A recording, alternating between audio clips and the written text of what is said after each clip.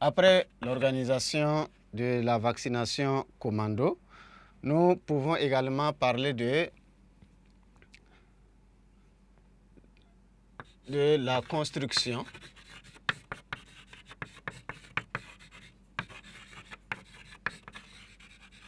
des retenues d'eau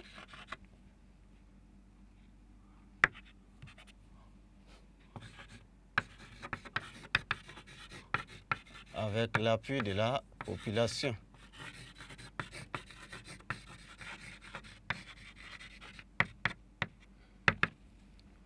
Donc, sous le régime du CNR, de nombreuses retenues d'eau ont été construites avec l'appui bien sûr de la population. Le régime arrivait à mobiliser la population de façon permanente, de façon constante pour la réalisation d'infrastructures, que ce soit des infrastructures sociales, des infrastructures économiques, ainsi de suite.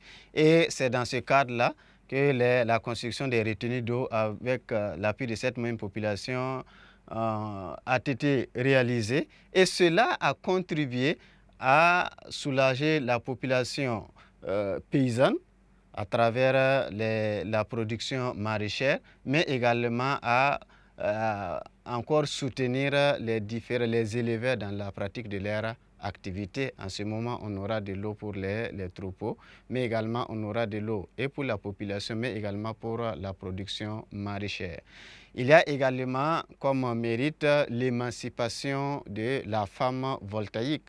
Le régime du CNR a beaucoup milité pour l'émancipation de la femme en l'intégrant dans les différentes sphères socio-économiques, en faisant de la femme également une étoile, en accompagnant la femme. Et lors des 8 mars, même le régime encourageait c'est pas une certaine libération de la femme en encourageant les hommes à aller faire le marché pour venir quand même faire la cuisine ces jours-là et laisser les femmes profiter de leur journée. Il y a également, on peut dire que c'est des dérives, mais c'est un mérite. On peut parler de l'organisation des TPR. Les TPR ont été organisés, les tribunaux populaires de la Révolution. Cela a permis quand même de diminuer les détournements de fonds publics, la corruption, ainsi de suite, parce que les différents responsables, les accusés, sont jugés de façon populaire et cela a contribué à diminuer le taux de corruption, mais également de détournement des deniers publics. C'est également un mérite qu'il faut souligner. Il y a également la bataille du rail qui a permis de prolonger un peu les rails jusqu'à une certaine localité, Kaya par exemple, ou peut-être si toutefois ça continuait, on allait pouvoir arriver peut-être à Tambao pour pouvoir procéder à l'extraction et à l'acheminement du manganèse, ainsi de suite. Donc, voici un peu les mérites du CNR que nous pouvons donner ici à travers cette question-là. Maintenant, il y a la consigne numéro 4 qui nous demande de donner 2 dérives du régime du Front populaire.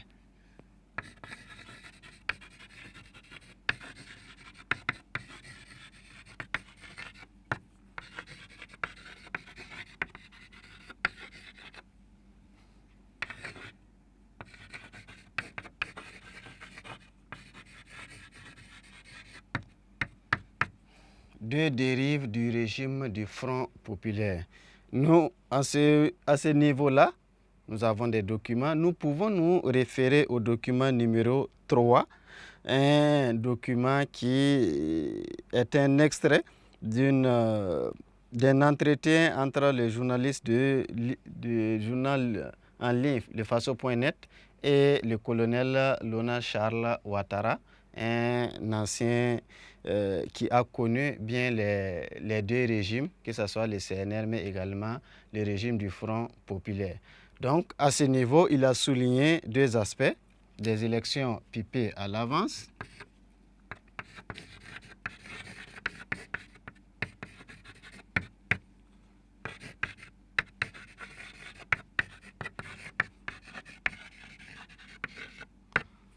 c'est des élections organisées dont on connaissait déjà les résultats à l'avance parce que ce ne sont pas des élections organisées dans de bonnes conditions. Il y a également les assassinats ciblés.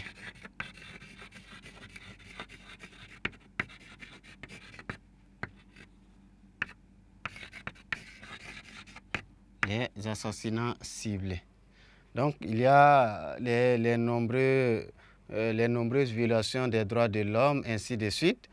Et il y a également les massacres de tous des opposants, des opposants au régime. On a parlé d'assassinats ciblés, mais également des enlèvements, ainsi de suite. C'est parmi les différentes dérives que le régime du Front populaire a connu. Le régime du Front populaire, c'est un régime mis en place à la suite du coup d'État du 15 octobre 1987 qui a entraîné la mort de Thomas Sankara, mais également consacré l'arrivée au pouvoir de Blaise Compaoré. Donc voici les deux dérives que nous pouvons mentionner ici concernant le Front populaire dirigé par Blaise Compaoré. Donc voici ce que nous pouvons retenir de cette situation d'intégration qui comporte 4 consignes. Première consigne concernant les facteurs de la décolonisation.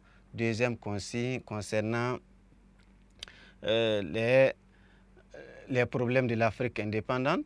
Troisième consigne parlant de l'évolution politique du Burkina Faso de 1960 à nos jours. Et la quatrième consigne également évolue dans cette même dynamique, l'évolution politique du Burkina Faso de 1960 à nos jours. Donc cela nous a permis de couvrir quand même un temps soit peu les différentes leçons contenues dans le palier. Et l'exercice 2, qui suit immédiatement cet exercice numéro 1 là, va nous permettre encore de mieux parler de ce palier et d'aborder toutes les leçons.